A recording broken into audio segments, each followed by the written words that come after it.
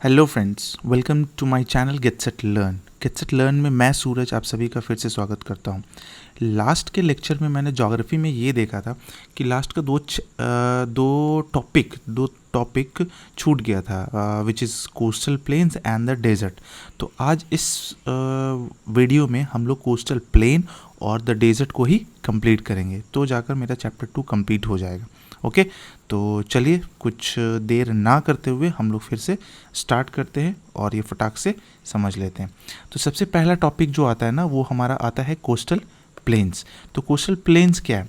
अब coastal planes हो गया जो ईस्टर्न घाट और वेस्टर्न घाट जो देखे थे ना, उसी से रिलेटेड है। ठीक है, सॉरी। तो ईस्टर्न घाट और वेस्टर्न घाट से रिलेटेड है। तो कोस्टल प्लेन हम सबसे पहले देखेंगे western coastal plane. Coastal plain को दो पार्ट में बांटा गया है, वेस्टर्न कोस्टल प्लेन्स और दूसरा है ईस्टर्न कोस्टल प्लेन्स। तो इस दो पार्ट को हम लोग एक एक करके देखेंगे विथ डायग्राम में। अगर आपको वीडियो पसंद आए तो आप अगर अभी तक लाइक नहीं किए हैं तो ज़रूर लाइक कीजिएगा, और सब्सक्राइब नहीं किए तो ज़रूर सब्सक्राइब कीजिएगा। तो आगे बढ़ते हैं हम लोग। तो वेस्टर्न कोस्टल प्लेन में सबसे पहले देखते हैं, दैट इज़ WCP। तो WCP क्या है? जो कि है between western Ghat and Arabian sea. ये जो है वेस्टर्न घाट और अरबियन सी के बीच में आपको दिखेगा, जिसका एक्सटेंशन जो है वो गुजरात में कच्छ और तमिलनाडु में कन्याकुमारी तक है। गुजरात में कच्छ और तमिलनाडु में कन्याकुमारी तक आपको मिल जाएगा।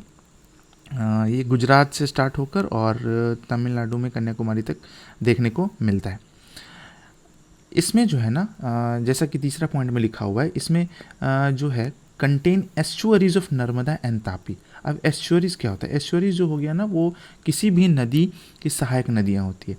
तो नर्मदा और तापी की जो सहायक नदियाँ हैं ना, वो सब इसी प्लेन में हमको वेस्टर्न कोस्टल प्लेन में देखने को मिल जाता है। इसमें वेस्टर्न कोस्टल प्लेन में हम लोग को देखने को मिल जाता है। ओके, तो थोड़ा हम कलर चेंज कर लेते हैं। हाँ, वेस्टर्न कोस्टल प्लेन में ही देखने को मिल जाता है। यहाँ नेक्स्ट है, यहाँ सॉल्ट वाटर लेक्स, जिसको हम लोग लगून्स बोलते हैं, वो भी देखने को मिलते हैं। तो यहाँ पर चौथा पॉइंट मेरा क्या बन जाता है? Salt water lakes called lagoons. और इस वेस्टर्न कोस्टल प्लेन में सबसे इम्पॉर्टेंट लगून जो है ना, वो है वेम्बनाथ का लगून। तो इसको ध्यान में जरूर रखिएगा, ये आपको MCQ में पूछा जा सकता है, चाहे फिर इन द ब्लैंक्स में पूछ ले, MCQ में पूछ ले, ये कहीं भी पूछा जा सकता है। एक्सटेंशन याद रखिएगा, लोकेशन याद रखिएगा, ये सब सारा चीज़ है। जो इम्पोर्टेंट जो पार्ट्स है, पॉइंट्स हैं, मैंने उसी को ही डिस्कस किया है और लिखा है यहाँ पर। डायग्राम में आपको समझ में आ रहा होगा, this is western coastal plane and this is eastern coastal plane. तो वेस्टर्न कोस्टल प्लेन को हम लोग पहले समझ रहे हैं। अच्छा, एक चीज़ है कि वेस्टर्न कोस्टल प्लेन को हम लोग 3 सेक्शन में बांटें। तो 3 सेक्शन में बांटा गया है। तो पहला सेक्शन जो है ना, वो कोंकण का सेक्शन है। तो कोंकण सेक्शन जो ऊपर में गुजरात और मुंबई से स्टार्ट होकर आई थिंक सो गोवा तक जाते हैं, वो हम नीचे देख लेंगे। तो सबसे ऊपर का जो पार्ट है ना, वो कोंकण है। और सबसे बीच वाला जो पार्ट है, कोंकण के बाद आ गया बीच का पार्ट, जो कि है कन्नाड कोस्ट। तो कन्नाड को कनारा कोस्ट भी बोलते हैं और कन्नाड कोस्ट भी बोला जाता है। और उसके बाद जो आता है ना, वो है मालाबार कोस्ट। तो मालाबार कोस्ट सबसे नीचे का पार्ट हो गया, जो कन्याकुमारी केरला से लिंक्स मिलेगा। और सबसे ऊपर वाला पार्ट हो गया कोंकण कोस्ट, जो कि आपको मुंबई, महाराष्ट्र और गोवा से लिंक्ड किया हुआ मिलेगा। बाकी बीच में हो गया कनाड। तो याद रखिएगा, कोंकण, कनाड और मालाबार कोस्ट। अब आते हैं एक एक करके उसके बारे में थोड़ा डिस्कस कर लेते हैं। कोंकण कोस्ट। तो कोंकण के बारे में जब देखते हैं तो Konkan northern part after the Gujarat plain, जैसा कि अभी हम बताएं, गुजरात प्लेन के बाद जो नॉर्दर्न पार्ट है ना, उसमें आपको देखने को मिल जाता है कौन सा? कोंकण प्लेन। कोंकण प्लेन में ही एक आता है, it is the broadest part of plain. ये है ना, कोंकण जो प्लेन है ना, वो broadest part of the plain है, यानी कि सबसे चौड़ा पार्ट यहीं पर आपको मिल जाएगा। इट स्ट्रेचेस फ्रॉम, यानी कि इसका जो स्ट्रेच जो है ना, वो मुंबई से लेकर गोवा तक है। जैसा कि अभी हम बताएं, मुंबई से लेकर गोवा तक है। तो ये ज़रूर याद रखिएगा आप लोग। चलिए नेक्स्ट में आते हैं, कनारा कोस्ट जो है वो कनाड प्लेन के नाम से भी जाना जाता है, और ये सेंट्रल पार्ट है। बस इसमें इतना ही पढ़ना है और कुछ ज़्यादा नहीं पढ़ना है। तो कनारा कोस्ट हो गया कनाड प्लेन और सेंट्रल पार्ट। तो सेंट्रल पार्ट में हम लोग को क्या मिल जाएगा? कनारा कोस्ट। चलिए आगे बढ़ते हैं। मालाबार कोस्ट क्या है? सदर्न स्ट्रेच है इसका, यानी कि ये जो है ना ईस्ट वेस्ट नॉर्थ साउथ की तरफ स्ट्रेच किया गया हुआ है, और अलोंग केरलाज कोस्टल स्ट्रिप्स, यानी कि केरला का जो कोस्टल एरिया है ना वहाँ तक आपको मिल जाएगा, जो कि कन्याकुमारी तक चला जाता है। ठीक है, तो इसका भी लोकेशन, इसका भी स्ट्रेचेस पता चला गया कि ये कहाँ तक स्ट्रेच किया हुआ है, इसका एक्सटेंशन कहाँ तक है वो हम लोग देख लिए। अब देखते हैं हम सम इम्पॉर्टेंट पोर्ट्स इसमें। तो वेस्टर्न कोस्टल प्लेन में WCP में जो इम्पोर्टेंट पोर्ट्स होते हैं, बंदरगाह जो होते हैं, जहाँ पर शिप से ट्रेड के थ्रू बहुत सारे शिप का आना जाना होता है, उसमें सबसे इम्पोर्टेंट हो जाता है मुंबई पोर्ट, फिर मारामगांव पोर्ट, फिर नाहावा पोर्ट, फिर शेवा पोर्ट, और फिर कांडला पोर्ट। ये पोर्ट्स का नाम आप लोग जरूर याद रखिएगा। ये पोर्ट्स का नाम याद रखना इसलिए इंपॉर्टेंट हो जाता है ना कि डायरेक्ट आपसे क्वेश्चन में पूछ दिया जाएगा लिस्ट चाहे name four some important list 4 important ports of western coastal plain, then आपको कम से कम 4-5 तो याद रखना ही पड़ेगा। सो ये इंपॉर्टेंट हो जाता है। अब आते हैं ईस्टर्न कोस्टल प्लेन। जैसा कि अभी हम लोग देखें वेस्टर्न कोस्टल प्लेन, अब हम लोग इसमें देखेंगे ईस्टर्न कोस्टल प्लेन में। तो ईस्टर्न कोस्टल प्लेन में यानी कि ECP में अब हम लोग समझते हैं। नंबर 1 है alongside the bay of Bengal. ये कहाँ आपको मिल जाएगा? बे ऑफ बंगाल की तरफ। और वो कहाँ मिल रहा था? वो अरबियन सी की तरफ मिल रहा था, और ये बे ऑफ बंगाल की तरफ मिल जाएगा। ठीक है, बे ऑफ बंगाल में। अब ऐसा नहीं कि बे ऑफ बंगाल में ही मिलेगा, बे ऑफ बंगाल से ही सटा हुआ है, वहीं मिलता है। नेक्स्ट में देखते हैं रन्स थ्रू स्ट्रिप्स ऑफ। अब ये कहाँ तक एक्सटेंडेड है? ये कहाँ तक एक्सटेंशन है इसका? वेस्ट बंगाल है, उड़ीसा है, आंध्र प्रदेश है और तमिलनाडु है। यानी कि ये वेस्ट बंगाल से स्टार्ट होकर तमिलनाडु तक स्ट्रेच किया हुआ है, एक्सटेंड किया हुआ है। अगर हम ECP में बात करते हैं तो इसमें आता है एक नॉर्दर्न पार्ट और एक आता है सदर्न पार्ट। तो नॉर्दर्न पार्ट कॉल्ड नॉर्दर्न सिरकार्स बोलते हैं इसको, और सदर्न पार्ट को हम लोग कोरोमंडल कोस्ट बोलते हैं। तो ध्यान में रखिएगा, नॉर्दर्न पार्ट को नॉर्दर्न सिरकार बोलते हैं, और जो सदर्न पार्ट है ना उसको हम लोग कोरोमंडल कोस्ट बोलते हैं। ओके, अब यहाँ पर भी कुछ पोर्ट्स होंगे। तो major ports of ECP eastern coastal plain, इसमें हम लोग देखेंगे विशाखापट्टनम पोर्ट हो गया, चेन्नई पोर्ट हो गया, तूतीकोरिन पोर्ट हो गया, पारादीप पोर्ट हो गया, हल्दिया पोर्ट हो गया। ये सब बहुत इंपॉर्टेंट पोर्ट है, और ख़ास करके ECP में तो ज़्यादा ही इंपॉर्टेंट पोर्ट होते हैं ये सब। ठीक है, तो इसके बाद है लगून्स भी होंगे। तो इंपॉर्टेंट लगून्स क्या है भाई? तो चिल्का लगून हो गए, पुलिकल लगून हो गए, कोलेरू लगून हो गए। तो ये सब भी आपको याद रखना पड़ेगा, जो कि इम्पॉर्टेंट हो जाते हैं, मोस्ट इम्पॉर्टेंट में चले आते हैं। आपको जब आंसर राइटिंग कीजिएगा ना, जब आंसर लिखिएगा तो ये सब का यूज़ किया जाता है। ठीक है, चलिए अब आगे एक्स्ट्रा बढ़ते हैं हम लोग नेक्स्ट में द आइलैंड्स में। ये लास्ट टॉपिक है इस चैप्टर का, द आइलैंड, इस चैप्टर का चैप्टर 2। ठीक है, तो अगर आपको वीडियो पसंद आ रहा है तो आप ज़रूर गेट सेट लर्न को याद रखिए, और लाइक कीजिए, सब्सक्राइब कीजिए, कमेंट कीजिए। ठीक है ना, इसी से हम लोग को चाहे मुझे सपोर्ट मिलता है और हम लोग काम करने के लिए मोटिवेटेड होते हैं। चलिए आगे देखते हैं अब। तो आइलैंड, अब आइलैंड के बारे में जानते हैं थोड़ा। कलर थोड़ा चेंज कर ले हम। कलर हो गया चेंज। अब आगे बढ़ते द आइलैंड में। अब द आइलैंड में भी हम लोग दो चीज़ देखेंगे। एक देखेंगे हम लोग बे ऑफ बंगाल के साइड में अंडमान एंड निकोबार वाला आइलैंड, और एक देखेंगे अरबियन सी में जो कि लक्षद्वीप वाला आइलैंड। तो सबसे पहले हम लोग यहाँ देखेंगे अंडमान एंड निकोबार आइलैंड। तो अंडमान एंड निकोबार आइलैंड कहने का मतलब हो गया ये इलोंगेटेड चेन ऑफ 572 आइलैंड्स का है। मतलब अगर पूरा का पूरा देखा जाए तो लगभग 572 आइलैंड्स में देखने को मिलेगा। बहुत सारा आइलैंड ऐसा भी है जो इनहैबिटेड है, जो जिसमें लोग जा नहीं सकते हैं, चाहे जहाँ सही जगह नहीं है रहने के लिए, जगह सही मात्रा में नहीं मिल जाता, कुछ है नहीं इसलिए। लेकिन अगर देखा जाए तो 572 आइलैंड्स का ये चेन है, इलोंगेटेड चेन जिसको बोल सकते हैं, पूरा लंबा चौड़ा फैला हुआ है। दूसरा इंपॉर्टेंट चीज़ है कि अंडमान और निकोबार में ना, अंडमान एक अलग जगह पर है और निकोबार एक अलग जगह पर, यानी कि एक दूसरे से अपोजिट, और बीच में एक प्लेस है जिसको हम लोग बोलते हैं 10 डिग्री चैनल। यानी कि ऐसा कह सकते हैं कि अंडमान आइलैंड और निकोबार आइलैंड को जो अलग करता है उसको हम लोग 10 डिग्री चैनल बोलते हैं। ठीक, अब है कैपिटल। तो कैपिटल हो गया अंडमान एंड निकोबार आइलैंड का कैपिटल जो है वो पोर्ट ब्लेयर है, जो कि अंडमान आइलैंड में ही है, अंडमान आइलैंड में ही है, ऐसा पूछा जाता है। और बहुत बार पूछा भी गया है, कुछ एग्ज़ाम्स में, जनरल कंपटीशन के एग्ज़ाम में पूछा भी गया है कि अंडमान एंड निकोबार आइलैंड का जो कैपिटल है वो किस आइलैंड में है, तो बहुत सारे लोगों को कन्फ्यूजन हो जाता है, तो वो अंडमान आइलैंड में ही मिल जाएगा आपको। ओके, ये बे ऑफ बंगाल साइड में है, ये तो हम आपको पहले ही बता चुके हैं। अगर लोकेशन के बेसिस पर देखा जाए तो extension of Arakan Yoma mountain chains in Myanmar, Myanmar में एक माउंटेन चेन है अराकान योमा, तो वहाँ तक का एक्सटेंशन है भी, ठीक है। ये जो अंडमान एंड निकोबार है वहाँ तक का इसका एक्सटेंशन आपको मिल जाएगा। नेक्स्ट देखते हैं some coral islands. Coral islands, coral के बारे में भी हम समझा देंगे आपको। कोरल आइलैंड्स मिल जाते हैं जिसमें पूलो मिलो है, फिर चौरा है, फिर कार निकोबार है, ये सब आइलैंड आपको मिल जाएंगे जो कि कोरल आइलैंड है। अब कोरल क्या होता है इसको हम थोड़ा सा तुरंत समझा देते हैं अभी इसको ख़त्म करने के बाद। ग्रेट निकोबार, अब ग्रेट निकोबार का बात करते हैं तो ओनली आइलैंड, ग्रेट निकोबार जो हो गया ये एक ओनली आइलैंड है जिसमें सरफेस फ्रेश वाटर आपको मिल जाता है, सरफेस फ्रेश वाटर आपको मिल जाता है, ठीक। आगे बढ़ते, ये जो है हमारा भारत का जो सबसे सदर्न पार्ट जो था, सदर्न मोस्ट पार्ट जो था वो इंदिरा पॉइंट था, लेकिन ये 2004 तक था, लेकिन 2004 में जो सुनामी आया उसमें ये पूरा का पूरा सबमर्ज कर गया, डूब गया, ठीक है। और यही चीज़ अब क्या हो गया, यानी कि अब हमारा इंडिया का सदर्न मोस्ट पार्ट क्या हो गया, कन्याकुमारी। तो इसको ध्यान में रखिएगा, इंदिरा पॉइंट जो कि पहले भी था और 2004 में सुनामी में सबमर्ज कर गया, ठीक। अब वो क्या हो गया, कन्याकुमारी हो गया southern most part of the India.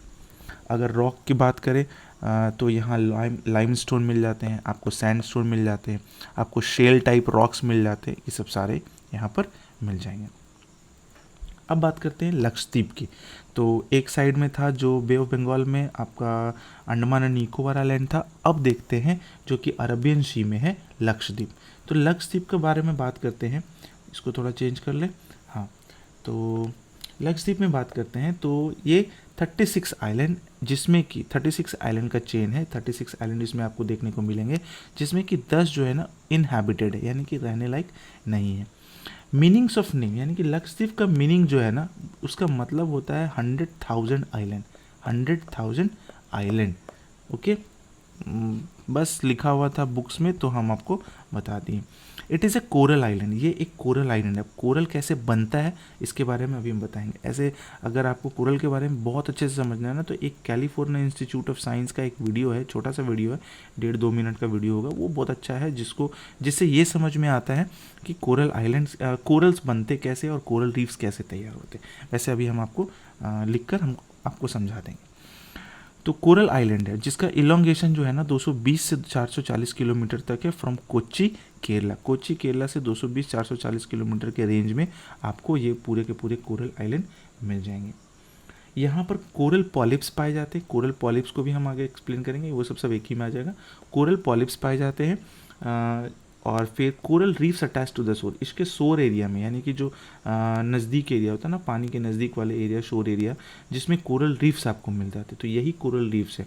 Actually coral reef जो होता है ना कोरल पॉलिप्स और जूज़ैंथले का मिक्सअप होता है, वो अभी हम समझाएंगे आपको, don't worry. Attach to the shore, ये अरबियन सी में आपको मिल गया। अगर इसका हमको कैपिटल के बारे में पूछा जाए कि लक्षद्वीप का कैपिटल क्या, what is the capital of Lakshadweep, then we must say Kavaratti is the capital, Kavaratti is the capital of Lakshadweep. अब थोड़ा सा कोरल के बारे में देख लेते हैं, यहाँ कंक्लूजन तो है लेकिन फिर भी हम कोरल के बारे में थोड़ा सा देख लेते हैं। कोरल रीफ्स क्या है, कोरल रीफ्स में है क्या कि कोरल रीफ्स जो होता है ना वो कोरल पॉलिप्स और जूज़ैंथले एक लिविंग ऑर्गेनिज्म बोल सकते हैं, जो कि जूज़ैंथले और कोरल पॉलिप्स लिविंग क्रिएचर्स है, जिसमें हम लोग ये देखेंगे कि कोरल पॉलिप्स और जूज़ैंथले एक दूसरे से मिलकर काम करते हैं, और ये दोनों का जो मिलकर काम करना ही कहलाता है सिम्बायोटिक रिलेशन। सिम्बायोटिक रिलेशन क्या कहलाता है, सिम्बायोटिक रिलेशन, क्योंकि ये दोनों को एक दूसरे से कुछ ना कुछ मिलता ही। कोरल पॉलिप्स से क्या मिलता है, तो कोरल पॉलिप्स जो होते हैं ना वो फोटोसिंथेसिस, जूज़ैंथले और कोरल पॉलिप्स फोटोसिंथेसिस प्रोसेस करके क्या करते हैं, कार्बन डाइऑक्साइड रिलीज करते हैं, और कार्बन डाइऑक्साइड जो होता है समुद्र के पानी के कैल्शियम के साथ मिक्सचर रिएक्ट करके उसके साथ क्या बना लेते हैं, कैल्शियम कार्बोनेट। आफ्टर मिक्सिंग क्या बना लेते हैं, कैल्शियम कार्बोनेट CaCO3, और ये बहुत धीरे धीरे धीरे धीरे लेयर वाइज चढ़ते रहते हैं।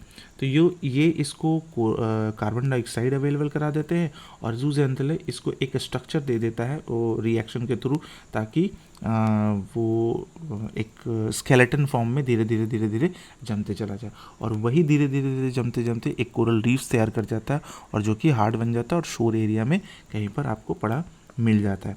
तो पूरा का पूरा बीच भी कभी कभी मिल जाता है, और बहुत सारे रीफ्स को हम लोग पढ़ते हैं, बहुत सारे टाइप के रीफ्स, लेकिन उतना डिटेल में भी हम लोग को कोरल रीफ्स के बारे में जानना नहीं है, तो हम सिर्फ इसको चेक करें। अगर वैसा होगा तो हम एक प्रॉपर वीडियो हम कोरल रीफ्स के लिए बना देंगे, पूरा का पूरा 5 से 7 मिनट में पूरा का पूरा कोरल रीफ्स कंप्लीट हो जाएगा।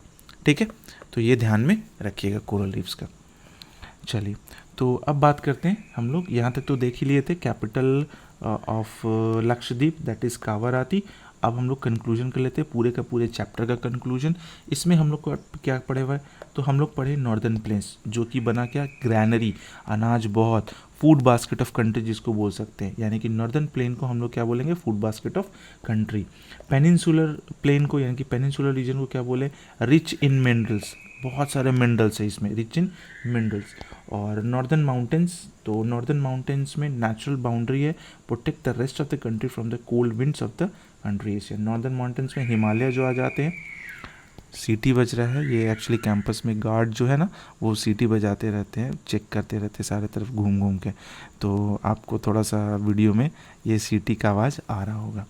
सो चलिए, कोई बात नहीं है। नॉर्दर्न माउंटेन्स में नेचुरल बाउंड्रीज आ रहा है ना आवाज़, चलिए। तो नॉर्दर्न माउंटेन्स में नेचुरल बाउंड्री जो कि प्रोटेक्ट करता है rest of the countries from the cold winds of central Asia, जो उधर से जो ठंडा हवा जो आता है ना, बहुत ठंडा हवा आता है ना, उससे बचाता है। तो ये हो गया हमारा का पूरा कंक्लूजन चैप्टर का। और अगर आपको पसंद आया हो तो लाइक, शेयर और कमेंट, और सब्सक्राइब जरूर कीजिएगा। अगर अभी तक सब्सक्राइब नहीं किए तो ज़रूर सब्सक्राइब कीजिए, अगर अभी तक लाइक नहीं किए तो ज़रूर लाइक कीजिए, क्योंकि इसी से हम लोग को मोटिवेशन मिलता है। ये बुक में दिया हुआ था ये डायग्राम, जो कि पूरा का पूरा फिजियोग्राफी बताता है, रिलीफ फीचर्स जो भारत का है।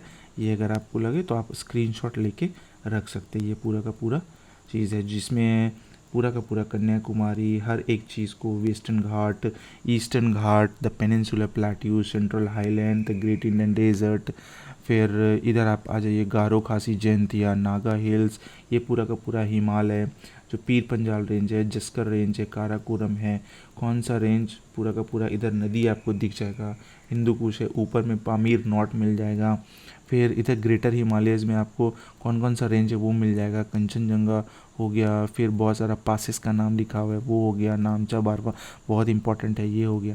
इधर आपका पूरा का पूरा नागा हिल्स देखने को मिल रहा है, पटकाई बम मिल रहा है देखने को।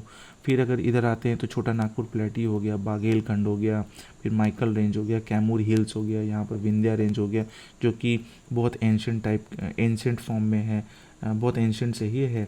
नर्मदा नदी है, तापी नदी है, ये ट्रॉपिक ऑफ कैंसर है जो भारत को 2 पार्ट में बांटता है, और ये भारत जो है हमारा इक्वेटर के एक ही साइड पर है। यही कारण है कि थोड़ा सा हमको ऊपर इक्वेटर से जो नज़दीक का एरिया है, यहाँ ये जो इक्वेटर से नज़दीक का एरिया ये वाला है, तो इसमें हम लोगों को गर्मी थोड़ा ज़्यादा रहता है। चेन्नई वगैरह में देखते होंगे लोगों का कलर जो थोड़ा सा ब्लैक होता है, और इस एरिया में लोगों का कलर थोड़ा सा वाइट होता है, जिसके कारण क्यों, क्योंकि ये जो है इक्वेटर के ज़्यादा नज़दीक है, और यहाँ पर सन का लाइट जो है ना बहुत ज़्यादा पड़ता है, जिसके कारण से थोड़ा सा स्किन डार्क हो जाता है, और यहाँ पर सन का लाइट थोड़ा सा हल्का पड़ता है, जिसके कारण से प्रॉब्लम नहीं होता है।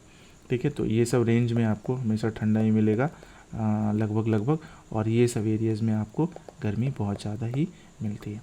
ठीक है, ये कोरल रीफ्स थे, आपको समझा ही दिए।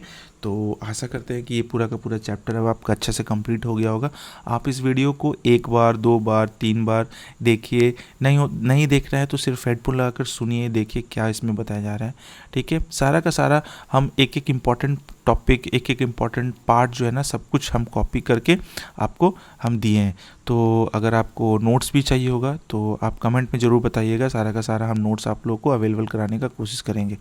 ठीक है, और ध्यान से समझिएगा, फिर से देखिएगा वीडियो, सारा का सारा डायग्राम्स है। चलिए, तो बस याद रखिएगा, गेट सेट लर्न, हम लोगों को बहुत जल्दी आगे बढ़ना है और धीरे धीरे हम बहुत सारे वीडियोस भी डालते चलेंगे। तो थैंक यू सो मच।